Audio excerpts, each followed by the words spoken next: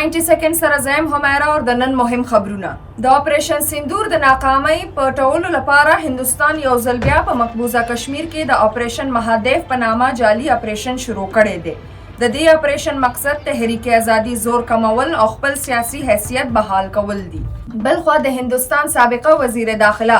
پی چدمبرم د پهلګام حمله په اړه یو حیران کوونکی انکشاف کړی دی او ویلي دی چې په دې پیښه کې پاکستان ککړتیا هیڅ شواهد نشته خو حقیقت کې د هندستان خپل ترهګرو ترلاسه کړې وه وفاقي تحقیقاتي ادارې اف آی ای په بلوچستان مختلف علاقو کې کاروایی ترسره کړې ده او غیر قانوني کرنسي ایکسچینج کې ملوثه 14 ملزمان یې نیولي دي نېشنل ډیټابیس رجسټریشن اتھارټي نادرا د وګړو لپاره نوې سہولت معرفي کولو اعلان کړی دی کوم کې د پاک آی ډي موبایل اپ د لارې نادرا سروس سنټرز نه اپوینټمنټ بوکینګ به آنلاین کیږي او د شناختی دستاویزاتو فیس ادایګي اندرون او بیرون ملک دواړه صورتو کې به هم د موبایل اپ د لارې کیږي خیبر پختونخوا حکومت اعلان کړی دی چې سیلګرانو لپاره د ناران کاغان جھیل سیف الملوک په شمول نور سیاحتي مقاماتو ته داخلېدو فیس لازم وي په ملک کې د منشیاتو سمګلینګ په ضد کاروایی دوران کروڑونو روپو منشیات برآمد شوي دي